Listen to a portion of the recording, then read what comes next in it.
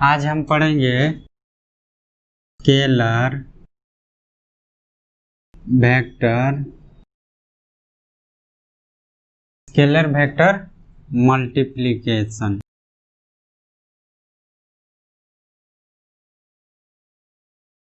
Scalar vector multiplication पढ़ेंगे। पिछले class में क्या देखा था हमने? एडिशन देख लिया था और सब्सट्रैक्शन देखा था, जोड़ और घटाव देख लिया था। आज हम इसका मल्टीप्लिकेशन गुणा देखेंगे।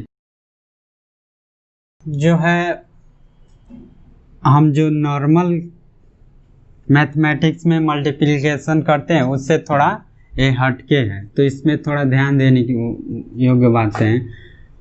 तो बात करते हैं कि स्केलर एंड वेक्टर होता क्या है। स्केलर वेक्टर होता क्या? तो स्केलर वो क्वांटिटी होता है जिसमें मैग्नीट्यूड हो लेकिन डायरेक्शन ना हो, और वेक्टर वो क्वांटिटी होता है जिसमें मैग्नीट्यूड और डायरेक्शन दोनों हो, और जो वेक्टर द्वारा कुछ नियम बनाया गया उसको फॉलो भी करता हो। क्या करता हो? वेक्टर द्वारा जो नियम बनाया गया उसको पालन भी करता हो। तो इसका डेफिनेशन क्या होता है? अगर डेफिनेशन स्केलर वेक्टर का क्या होगा मल्टीप्लिकेशन का, तो the scalar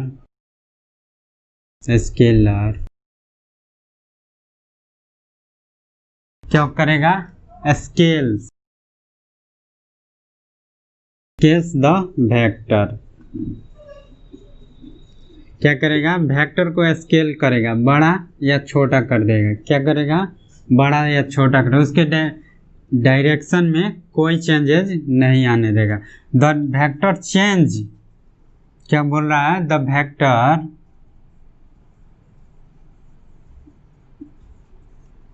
change the size of vector, the size of vector the vector change the size of vector। मतलब क्या होगा? ऐसा वेक्टर जो साइज चेंज कर दे। क्या कर दे? बट leaves the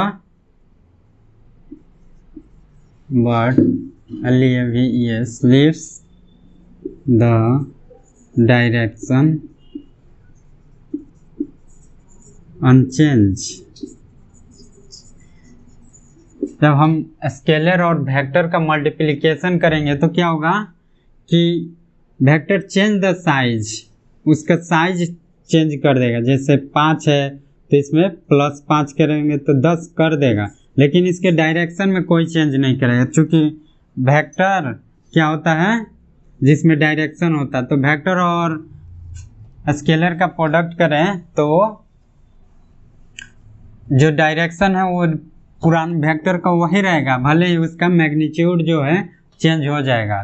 जैसे अपन बात करें कि अपने पास R एक वेक्टर है और ये इस फॉर्म में है x i cap plus y j cap. तो यदि हम ये मल्टीप्लाई करें इस वेक्टर में तो क्या हो जाएगा? a x i cap plus a y j cap. मतलब क्या हुआ कि इसके डायरेक्शन में कोई चेंजेस नहीं आ रहा है। i और j डायरेक्शन को डिनोट करता है, तो इसके डायरेक्शन में कोई चेंज नहीं आ रहा है। चेंज कहाँ आ रहा है? मैग्नीट्यूड में आ रहा है। x और a y, पहले x था और a टाइम बढ़ गया, y था और a टाइम बढ़ गया। तो क्या होता है? जो स्केलर और वेक्टर का मल्टीप्लिकेशन करते हैं तो ये होता है। मतलब वो स्केल कर देगा वेक्टर को, स्केलर और वेक्टर को मल्टीप्लाई करेंगे तो स्केल कर देगा, लेकिन उसके मैग्नीट्यूड में फर्क लाएगा, डायरेक्शन में कोई फर्क नहीं लाएगा। ठीक है, तो ये था अपन स्केलर और वेक्टर का मल्टीप्लिकेशन। जो स्केलर और वेक्टर का मल्टीप्लिकेशन होता है वो एक दो हमने लॉ पढ़ा था, कम्यूटेटिव लॉ, एसोसिएटिव लॉ, जैसे डिस्ट्रीब्यूटिव लॉ, ये सब लॉ होता है जो हमने मैथ में जनरली नहीं पढ़ा था, जो कम्यूटेटिव लॉ, एसोसिएटिव लॉ, ये सब। जैसे a प्लस बी है तो हम इसको b प्लस ए लिख सकते हैं, a प्लस बी प्लस सी है। तो ये आपको याद आ रहा होगा, मैथ में हमने 7वीं 8वीं क्लास में पढ़ा हुआ था। a प्लस बी प्लस सी है तो हम इसको क्या लिख सकते हैं, a प्लस बी प्लस सी, इसको हम ऐसे लिख सकते हैं। तो ये मैथ का नियम था, वो यहाँ पे भी लागू होगा। यदि a प्लस बी, ठीक है, इक्वल टू, यदि a से हम इधर मल्टीप्लाई करें तो ये क्या हो जाएगा, a प्लस ए बी, यानी ऐसा हम वेक्टर में लिख सकते हैं। क्या ऐसे लिख सकते हैं। तो ये हुआ था हमारा स्केलर एंड वेक्टर का प्रोडक्ट। आप समझ गए होंगे कि स्केलर और वेक्टर को कैसे ऐड करते हैं। मेन बात आता है, हम आगे जो पढ़ेंगे ना, ये तो नॉर्मल था, स्केलर में वेक्टर को मल्टीप्लाई किए तो वैल्यू चेंज हो सकता है, डायरेक्शन चेंज नहीं होता है, ये सिंपल था। इसमें आता है एक डॉट प्रोडक्ट। जब वेक्टर का हम प्रोडक्ट करेंगे, मल्टीप्लिकेशन करेंगे, उसमें आता है डॉट प्रोडक्ट। क्या आएगा, डॉट प्रोडक्ट। और दूसरा आता है क्रॉस प्रोडक्ट। क्रॉस प्रोडक्ट ये काफ़ी वाइटल रहता है, तो जो हमको बहुत कंफ्यूजन हो जाता है सीखने में, तो ध्यान दीजिएगा, तो आप सीख लीजिएगा। और हम पूरे फिजिक्स में लगभग मैक्सिमम चैप्टर में इसका यूज आ सकता है। जहाँ पे भी डायरेक्शन का बात हो, मैग्नीट्यूड का बात हो, वहाँ पे ये दोनों प्रोडक्ट का यूज बहुत ज़्यादा होता है। तो हम देख लेते हैं डॉट प्रोडक्ट क्या होता है। ज्योमेट्रिकली हम देखेंगे, कैसे देखेंगे, ज्योमेट्री यानी डॉट प्रोडक्ट, ये हमारा मेन टॉपिक था। डॉट प्रोडक्ट, डॉट को निरूपित कैसे करते हैं, डॉट, ये जो हम डॉट है इसके नाम से ही इसको डॉट पढ़ते हैं, और इसको अंदर मिडिल में रख करके इसको डॉट दे देते हैं। तो इससे इसको हम सूचित करते हैं। इसका डेफिनेशन क्या होता है, ज्योमेट्रिकली बात करें तो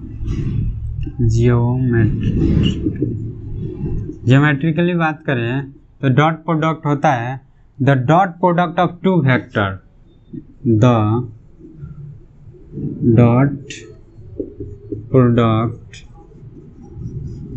of two vector, dot product of two vector is the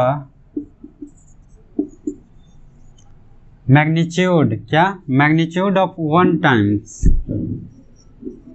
magnitude of one times the projection, projection समझते हैं, the projection of the second,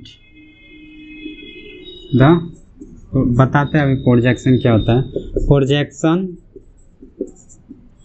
of second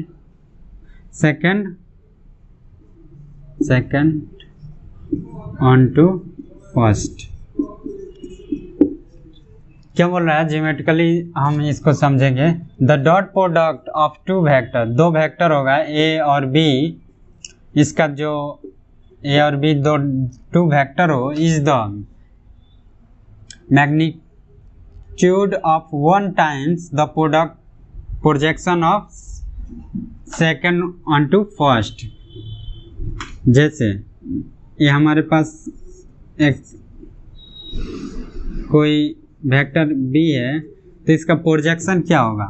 जैसे अपन को प्रोजेक्शन मतलब होता क्या है, स्प्लिट करना। स्प्लिट करना यानी दो भागों में बांट देना। क्या करना, दो भागों में बांट देना। जैसे हमको दो ही चाहिए, कोई भी चीज़ रिस्ट्रिक्शन है कि हमको पढ़ने के लिए दो चीज़ चाहिए, या तो कोई वो वेक्टर खड़ा हो या ऐसे पट हो, मतलब हॉरिजॉन्टली हो या वर्टिकली हो। रिस्ट्रिक्शन है कि हमको यही चाहिए, लेकिन हमको ऐसा दिया हो तो हम क्या करेंगे, वहाँ पे कौन सा क्या यूज करते हैं, प्रोजेक्शन यूज करते हैं। क्या करेंगे, प्रोजेक्शन। तो प्रोजेक्शन होता क्या, जैसे ये हमारा एक वेक्टर बी है, तो इसका प्रोजेक्शन निकालने के लिए हम इसका दो कंपोनेंट लेते हैं। क्या लेंगे, दो कंपोनेंट लेंगे। एक कंपोनेंट हॉरिजॉन्टली लेते हैं और एक कंपोनेंट वर्टिकली। आई मीन हम एक 90 डिग्री का एंगल बनाएंगे, किसके, ये दोनों के बीच, इससे होते हुए यहाँ और यहाँ हमारा क्या बनेगा, 90 डिग्री का एंगल बनेगा। जो एक जो होगा कुछ एंगल बनाते हुए यहाँ से जाएगा और कुछ एंगल, लेकिन इससे क्या होगा, ये दोनों एक दूसरे के क्या होगा, हॉरिजॉन्टली यानी वर्टिकल यानी 90 डिग्री होगा।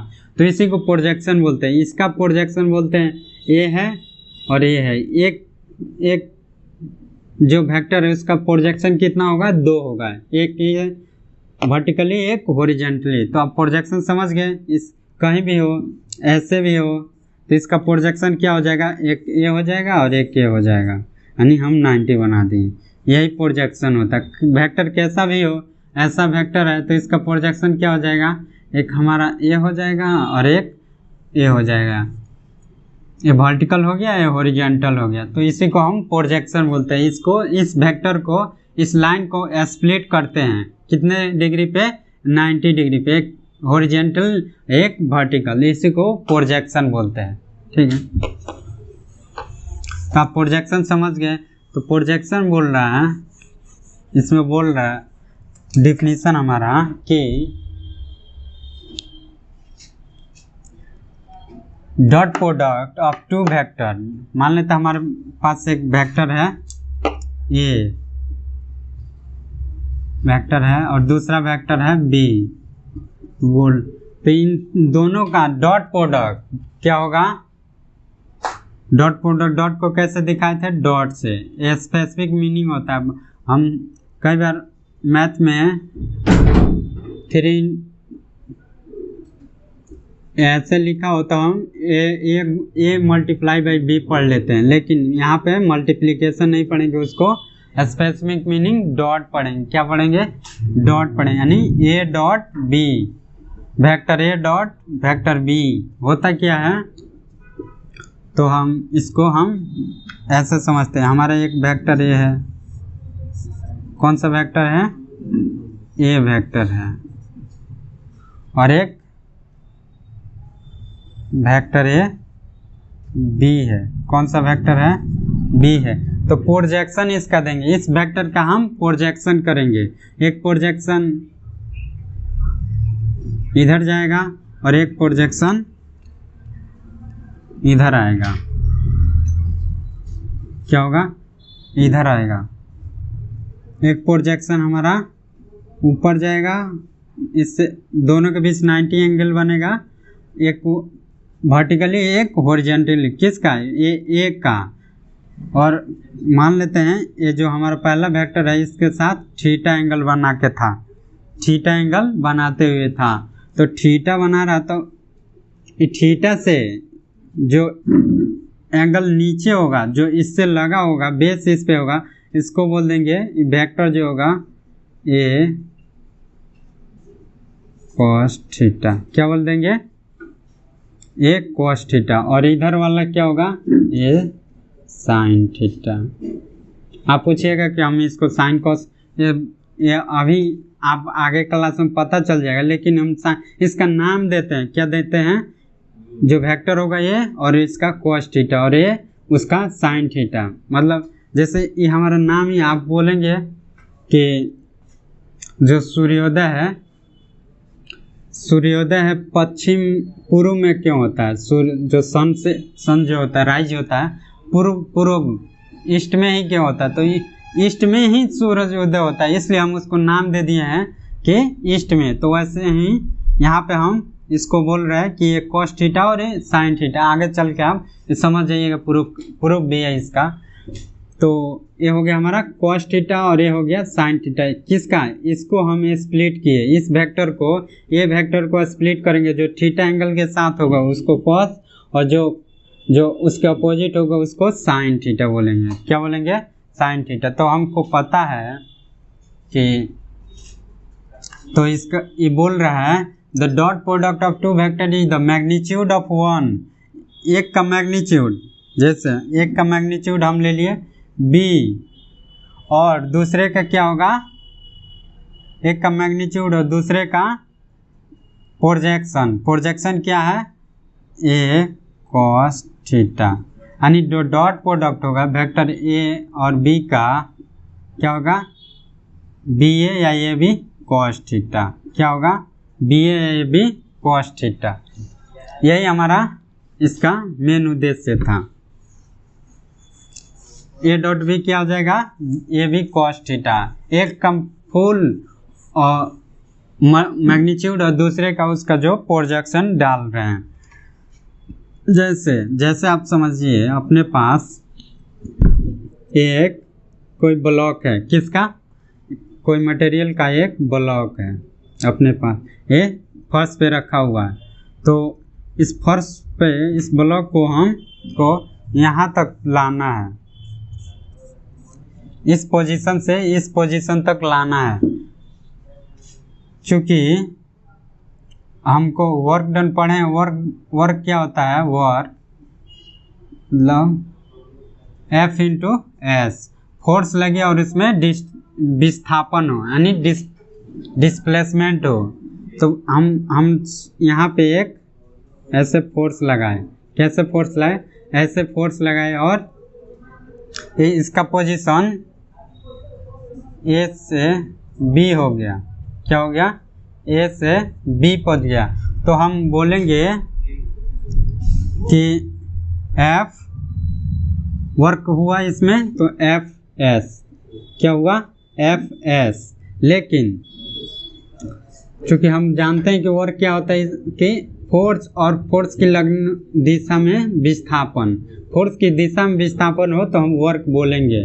लेकिन यदि ये फोर्स जो हो हम कुछ इस एंगल पे लगा दें, कुछ एंगल पे लगा दें, ऐसे लगा दें, ये फोर्स ऐसे लगे और डिस्प्लेसमेंट इस साइड में हो, विस्थापन जो हो इस साइड में हो, तो हम फिर कन्फ्यूजन में हो जाएंगे।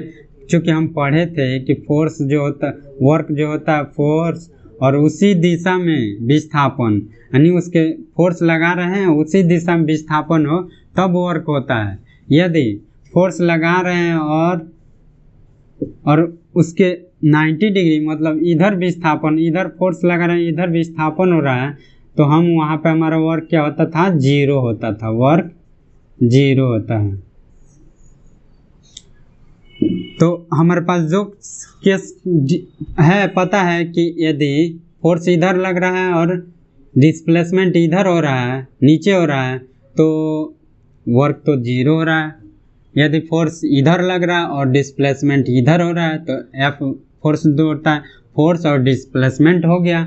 लेकिन यदि फोर्स ऐसे लगे तब हम क्या करेंगे, तब यहाँ पे हम कौन सा रूल अपनाते हैं, प्रोजेक्शन का। इस वेक्टर को स्प्लिट करेंगे, एक इस डायरेक्शन में और एक इस डायरेक्शन में। क्या करेंगे, एक वेक्टर होता है इसको 90 में हम वेक्टर के दिशा में ही एक इधर और एक इधर, तो मान लेते हैं हमारा इससे थीटा एंगल बना रहा है या इससे थीटा एंगल बना रहा है। हम ब्लॉक से लेंगे, आपको क्लियर समझाते हैं कैसे, कहीं कोई कंफ्यूजन नहीं होना चाहिए। आप देखिए अपने पास एक ब्लॉक है, इस पे है, इसको हमने इधर लाया हुआ है, तो एक फोर्स यहाँ पे लगा, फोर्स जो है फोर्स F इधर लगा और डिस्प्लेसमेंट हमारा किधर होगा। तो हम दो ही रूल जानते हैं, क्योंकि क्लास 9th में विस्थापन पढ़े थे, वहाँ पे फोर्स को डिस्प्लेस किया था। लेकिन यहाँ पे जो है, यहाँ पे कोई वर्क तो होगा नहीं, वर्क तो होगा या नहीं होगा हम पता नहीं चल पा रहा है, क्योंकि यदि पैरेलल हो उसी दिशा में हो तो वर्क होता है, यदि अब 90 डिग्री के साथ एंगल बना के हो तो वर्क नहीं होता है। जैसे एक अपने पास एक कोई साइकिल है, क्या है, साइकिल वाली। एक साइकिल है, इस पे कोई बैठा हुआ है, एक बंदा बैठा हुआ है, साइकिल पे बंदा बैठा है। एक इधर से बंदा जो है इसको धक्का लगा रहा है, साइकिल को धक्का लगा रहा है। क्या कर रहा है, साइकिल को धक्का लगा रहा है। तो साइकिल हमारा यहाँ तक आ गया, साइकिल यहाँ पे आया। तो ये पूछा गया कि इसमें कार्य कौन किया, ये किया या ये किया, दोनों में कार्य कौन कर रहा है। क्योंकि ये पॉडल नहीं चला रहा, सिर्फ बैठा है और ये धक्का दे रहा है। तो ये कह रहा कि हम पकड़े हैं तभी चल रहा है, मतलब हम धक्का दे रहे हैं, मतलब हम वर्क कर रहे हैं, और ये बोल रहा है हम वर्क कर रहे हैं। दोनों में कन्फ्यूजन था। तो ये इसको सॉल्यूशन के लिए किसी से पूछा, तो इन्होंने बोला आप आइए हम आपको समझाते हैं कि कौन वर्क किया। क्योंकि हमने वर्क का डेफिनेशन पढ़ा, फोर्स और इसी दिशा में डिस्प्लेसमेंट। क्या, फोर्स और उसी दिशा में डिस्प्लेसमेंट। तो फोर्स तो इस व्यक्ति ने किधर लगा रहा है, नीचे लगा रहा है। चूंकि बैठा तो फोर्स किधर लग रहा है, नीचे लग रहा है। नीचे क्या लगता है, इस व्यक्ति का mg लगता है। mg क्या है, फोर्स है, पुल बाय अर्थ, ठीक है। और ये व्यक्ति फोर्स किधर लगा रहा है, इस डायरेक्शन में लगा रहा है। किधर लगा रहा है, इस डायरेक्शन में। तो इस वस्तु यहाँ था, साइकिल यहाँ था, यहाँ पे आ गया। साइकिल जब इनिशियल यहाँ था, फाइनल यहाँ है, यानी इसमें चेंज इन पोजीशन, पोजीशन में चेंज हुआ। पोजीशन में चेंज हुआ मतलब वेलोसिटी है, वेलोसिटी है। तो वेलोसिटी का छोड़िए अभी, यानी हमारा डिस्प्लेसमेंट हुआ, यानी पोजीशन चेंज किया तो डिस्प्लेसमेंट हुआ। वेलोसिटी है तो वेलोसिटी क्या होता है, change in position with respect to time. यानी पोजीशन क्या है, डिस्प्लेसमेंट, डिस्प्लेसमेंट चेंज किया विथ रेस्पेक्ट टू टाइम, तो वेलोसिटी आ गया। यानी यहाँ पे डिस्प्लेसमेंट हुआ, डिस्प्लेसमेंट हुआ। उसका मतलब क्या हुआ कि एक व्यक्ति इधर फोर्स लगा रहा था और इधर ही डिस्प्लेसमेंट हुआ। तो वर्क कौन किया, एफ जो व्यक्ति लगा रहा है और डिस्प्लेसमेंट हुआ। और एक ये किया, mg लगा रहा है, फोर्स किस साइड, नीचे, और डायरेक्ट फोर्स नीचे लगा रहा है और गाड़ी किधर, साइकिल किधर गई, इस साइड में, यानी डिस्प्लेसमेंट इधर हुआ। जब भी वर्क नीचे और डिस्प्लेसमेंट एंगल है, इसके बीच 90 का एंगल बने तो वर्क वहाँ पे 0 होता है। तो इस व्यक्ति ने कोई काम नहीं किया, काम कौन किया, ये जो धक्का लगा रहा था। तो आप समझ गए होंगे कि धक्का लगा। लेकिन अगर वो धक्का जो है ऐसे लगाए तब हम क्या करेंगे, तो तब क्या करते हैं, वेक्टर को स्प्लिट करते हैं। क्या करते हैं, वेक्टर को स्प्लिट करते हैं, यानी प्रोजेक्शन करते हैं, ठीक है। ये आया वेक्टर, ये हमारा एक ब्लॉक था। कौन सा, एक ब्लॉक है।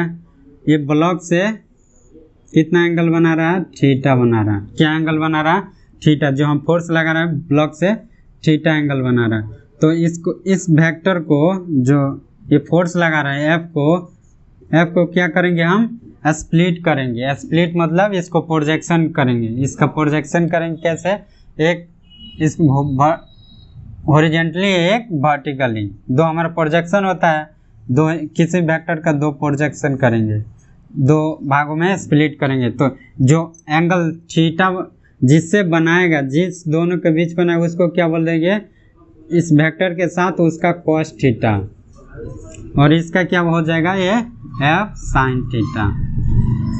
आप समझ गए होंगे मैं क्या समझा रहा हूँ। f cos थीटा ये हो गया, यानी हॉरिजेंटल डायरेक्शन में, और ये f sin थीटा किधर है, नीचे साइड में। तो इस वेक्टर का क्या हुआ, प्रोजेक्शन हुआ। तो वही बोल रहे हैं, ये दो वेक्टर हो, यदि ये एक वेक्टर a है और एक वेक्टर यहाँ से b है, a वेक्टर और b वेक्टर, तो इसका जो प्रोजेक्शन डालेंगे, इसका जो प्रोजेक्शन डालेंगे,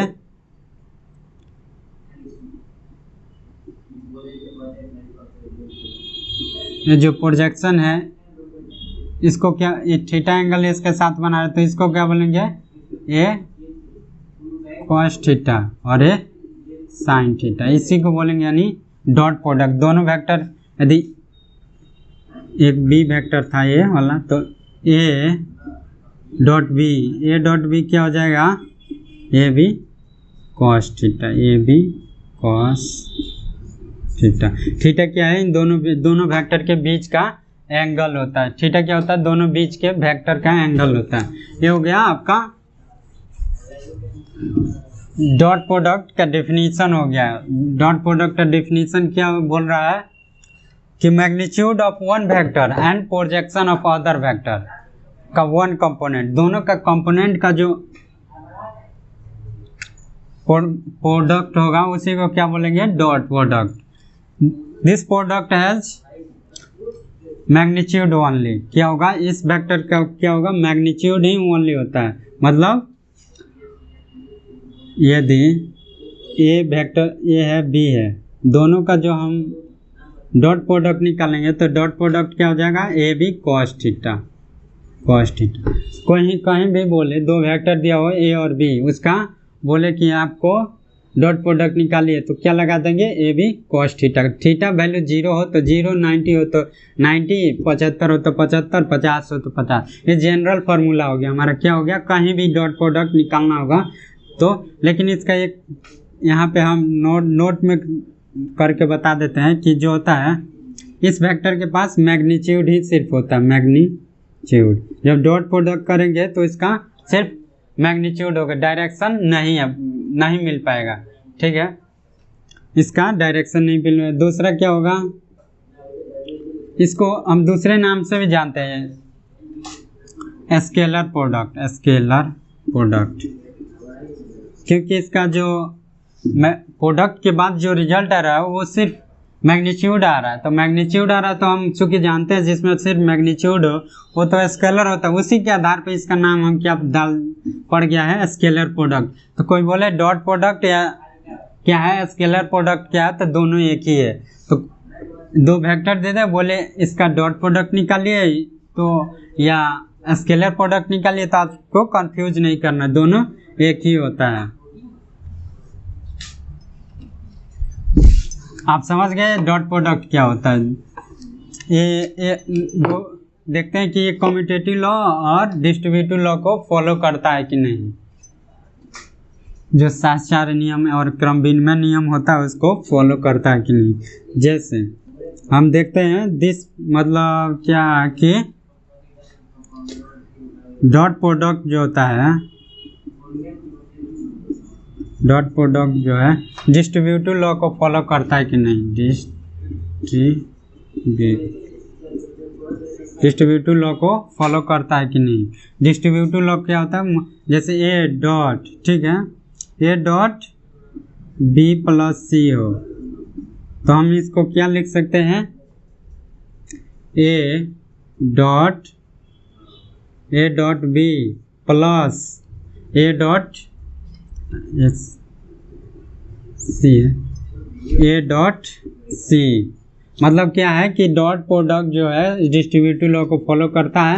यदि ऐसा लिखा हो तो हम सॉल्व करते वक्त ऐसा लिख सकते हैं, ऐसा लिखा हो तो हम ऐसा लिख सकते हैं। इसलिए मतलब इसका नियम है ये, इस नोट करके लिख लीजिए कि डॉट प्रोडक्ट जो डिस्ट्रीब्यूटिव लॉ को फॉलो करता है। यदि ऐसा हो तो ऐसा लिख सकते हैं, ऐसा हो तो ऐसा लिख सकते हैं। और होता है commutative law, commutative law follow,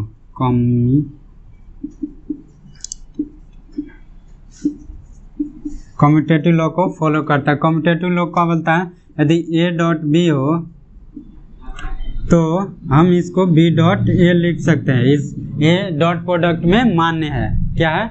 dot product में मान्य ए होता है।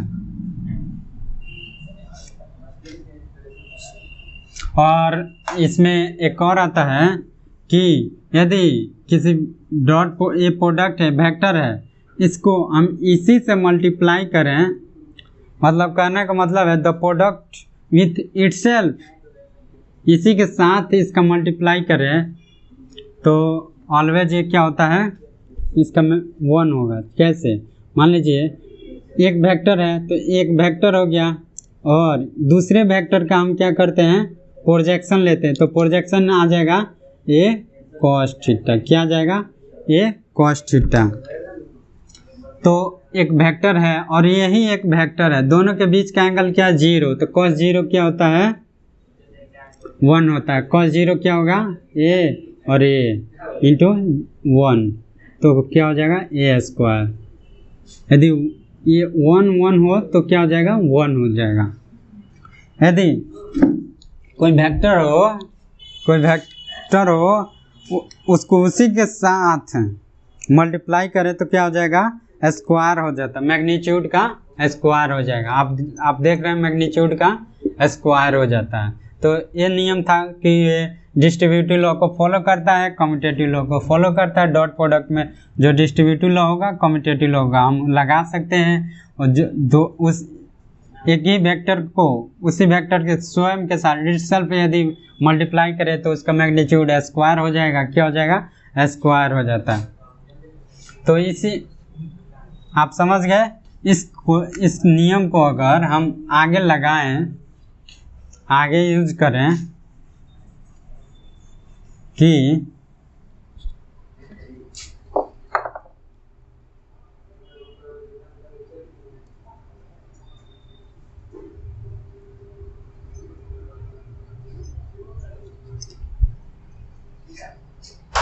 क्या बताएं कि यदि कोई वेक्टर है a और इसी के साथ इसका डॉट प्रोडक्ट निकालें तो ये होता है a स्क्वायर होता है। क्यों? क्योंकि a cos थीटा होता है और दोनों के बीच का प्रोजेक्शन दो निकालेंगे 0 होगा तो a इंटू 1 यानी a स्क्वायर होता है। इसी का उपयोग करके हम देखें तो यदि a का मैग्नीट्यूड 1 हो और इसका भी मैग्नीट्यूड 1 हो तो दोनों का आप जो देखेंगे तो क्या हो जाएगा 1 इंटू 1 इक्वल टू 1। क्या हो जाएगा 1। यानी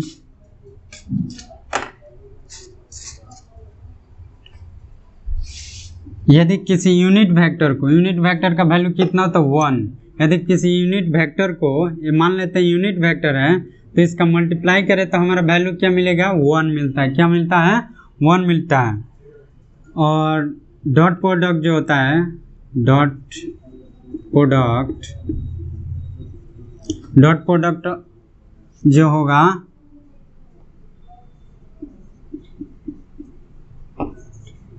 किसका यूनिट वेक्टर, डॉट प्रोडक्ट किसका यूनिट वेक्टर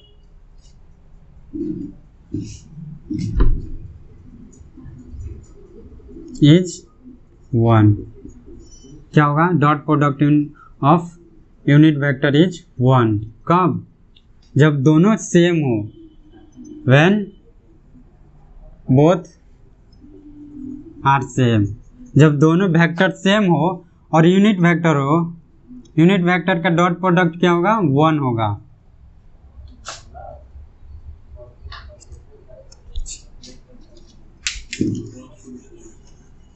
और क्या होगा dot product of any other vector, dot product of any other जब दूसरा हो तो उसका वैल्यू क्या होगा, यानी डॉट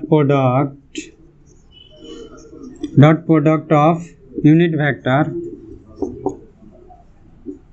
विथ अदर दूसरे के साथ इज 0। क्या होता है 0। क्या होगा 0। यूनिट वेक्टर का वैल्यू कितना होता है 1। क्योंकि यूनिट वेक्टर मान के चल रहे हैं उसका आपने पिछले क्लास में देखा था। यूनिट वेक्टर मतलब उसको i j k से हम निरूपित करते हैं और उसको यूनिट वेक्टर क्या होता है वैल्यू 1। यदि उस डॉट वेक्टर यूनिट वेक्टर को उसी के साथ मल्टीप्लाई करें तो उसका वैल्यू 1 आता है और यूनिट वेक्टर को दूसरे वेक्टर के साथ मल्टीप्लाई करें तो उसका वैल्यू 0 आता है। ये आप याद रख लीजिए, बहुत इम्पोर्टेंट। और यदि कोई वेक्टर हो उसी के साथ ही मल्टीप्लाई करें तो उसका स्क्वायर हो जाता है। ये था इसका कुछ नहीं। यदि तो कहने का मतलब आप समझे कि 0 और 1 कैसे होगा। ये हमारा एक i वेक्टर है, यूनिट वेक्टर है, इसका डॉट प्रोडक्ट निकाले i के साथ i का करें तो इसका वैल्यू कितना होगा 0। यानी j कैप है, ये क्या है कैप है, j कैप और j कैप का करें तो क्या हो जाएगा 0। k कैप और k कैप का करें तो क्या हो जाएगा 0। समझे? यदि इसी के साथ यूनिट वेक्टर को करें तो इसका वैल्यू 0 होगा। और यदि इस यूनिट वेक्टर को हम इसका डॉट निकालें जे के साथ, इसका वैल्यू क्या होगा? नहीं, इसका होता है, क्या होता है, इसका 0 नहीं होगा, इसका 1 होगा। कैसे? एक वेक्टर ये हो गया, इसका मैग्नीट्यूड लेंगे और इसका प्रोजेक्शन लेंगे, प्रोजेक्शन एंगल 0 बनेगा, दोनों के बीच का एंगल 0 बनेगा। तो 0 यानी cos 0 को वैल्यू 1। समझिए, कन्फ्यूजन नहीं, यानी ये है तो एक हो गया वेक्टर। इसका प्रोजेक्शन लेंगे किसके साथ? cos थीटा के साथ, यानी आई कैप cos थीटा दोनों के बीच एंगल 0 होगा, क्योंकि ये आई है वेक्टर और इसी के साथ इसका प्रोजेक्शन आएगा। तो इसी के साथ इसका प्रोजेक्शन इसी डायरेक्शन में आएगा, क्योंकि आई ये भी है, आई ये भी है, तो दोनों एक ही दिशा में है, तो दोनों के बीच का एंगल 0। तो cos 0 1, यानी आई इंटू आई cos 0 1 क्या हो गया? आई इंटू आई cos 0 1। आई क्या होता है? आई यूनिट वेक्टर है, इसका वैल्यू 1। ये भी आई वेक्टर, इसका वैल्यू 1 और ये भी 1, यानी 1। इसका वैल्यू यदि सेम हो तो क्या होता है? 1 होता है। क्या होगा? 1 होता है। यदि आई दूसरे वेक्टर के साथ, कोई यूनिट वेक्टर आई है, ये भी यूनिट वेक्टर जे है, यूनिट वेक्टर दोनों, लेकिन दोनों डिफरेंट हो तो इसका वैल्यू 0 होता है। आई यदि के के साथ डॉट वेक्टर लगाए तो भी 0, यदि जे जो है के के साथ लगाए तो भी इसका वैल्यू 0। समझ गए क्या होता है? ये था अपना डॉट प्रोडक्ट।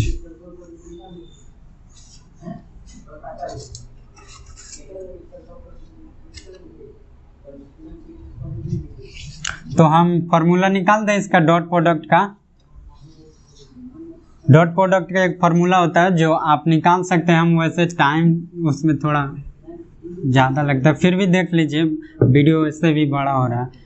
ए और बी, ए बी, हमको इन दोनों का डॉट प्रोडक्ट निकालना, क्योंकि हम जानते हैं कोई भी वेक्टर हो उसका 3 कंपोनेंट होता है, एक्स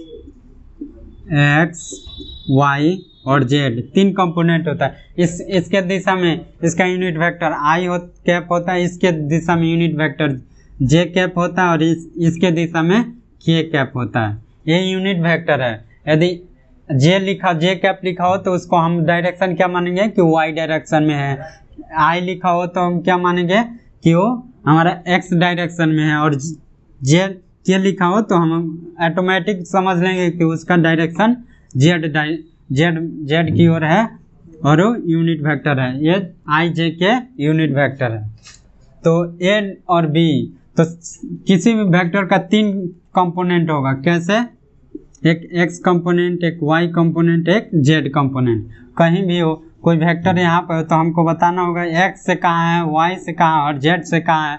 तो हम, क्योंकि ये प्लेन में हो सकता है, किसी हाइट पे हो सकता है, 3D में हो सकता है, तो इस बिंदु के पोजीशन बताने के लिए आई एक्स और आई के जे से हम बताएंगे। तो इसका 3 कंपोनेंट लेते हैं। तो एक्स वाई जेड कंपोनेंट लेंगे। ए का भी 3 कंपोनेंट, ए का एक एक्स कंपोनेंट प्लस आई कैप, ये आई डायरेक्शन में, ए का एक्स कंपोनेंट जे डायरेक्शन में प्लस ए का जेड डायरेक्शन में, ये हो जाएगा के कैप। ये वेक्टर का पोजीशन था। क्या था? ए वेक्टर का। और इसका हमको क्या करना है? डॉट प्रोडक्ट निकालना है। डॉट निकालना है किसका? बी का। तो बी का भी हमारा कंपोनेंट आएगा। बी का x component I cap plus B का वाई कंपोनेंट जे कैप प्लस सी का के कंपोनेंट के कैप। दोनों का हमको डॉट प्रोडक्ट निकालना है। आई जे के क्या है? यहाँ पे यूनिट वेक्टर है। आई जे क्या है? Unit vector. तो हम मल्टीप्लाई करेंगे किसके? इसके और इसको। ए का एक्स, ए का जो है एक्स का आई कंपोनेंट इंटू बी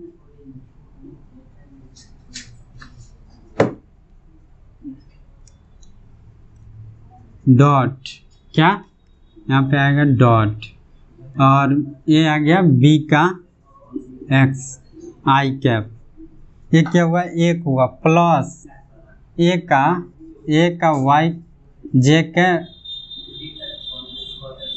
ए का एक्स आई कैप प्लस डॉट बी का वाई जे कैप प्लस ए का एक्स आई कैप प्लस डॉट यहाँ पे सी जेड के कैप। ये हुआ ए के साथ इसका हमारा होल का मल्टीप्लिकेशन कर दिए, और बी का अब वाई का होल के साथ और जेड का होल के साथ, ठीक है।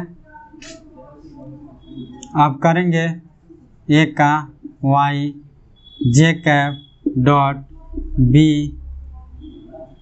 एक्स आई कैप प्लस, ऐसे ऐसे हम करते जाएंगे, ऐसे करते जाएंगे। तो क्या होगा, इसको हम आप कर लीजिएगा वैसे ही, इसका मल्टीप्लिकेशन सेम आएगा, ए के साथ इसका बी, फिर बी की ए वाई कंपोनेंट के साथ होल का, जेड कंपोनेंट के होल का, ऐसे 3 आएगा आपके पास। पहला हो गया, दूसरा, तीसरा, तीनों को हम जब करेंगे तो चूंकि हमको पता है आई और आई क्या होता है 1 होता है, और उस जे और जे 1 होता है, के और के 1 होता है। इसका यूनिट वेक्टर यदि ऐसा हो तो 1 होगा, बाकी 0, डिफरेंट के साथ हो तो 0, यानी हमारा बन रहा आई और आई, क्या बन रहा आई और आई, हर और इसके साथ आई और जे, तो ये भी 0, जे के ये भी 0, वैसे ही ये भी 0, यहाँ पे भी आएगा वैल्यू जे 1 होगा। फिर तो हम इसका मतलब क्या हुआ, A X B X plus A Y B Y plus A Z और B Z, A dot B, ये जनरल वैल्यू है। ए और बी का डॉट प्रोडक्ट निकालना होगा, तो ए का एक्स बी का एक्स, ए का वाई बी का वाई, ए का जेड बी का जेड, ये हमारा फाइनल था। तो ये होता है अपना डॉट प्रोडक्ट। आशा करता है आपको समझ में आया होगा, और कहीं कोई डाउट हो तो पूछिएगा। Okay, thank you.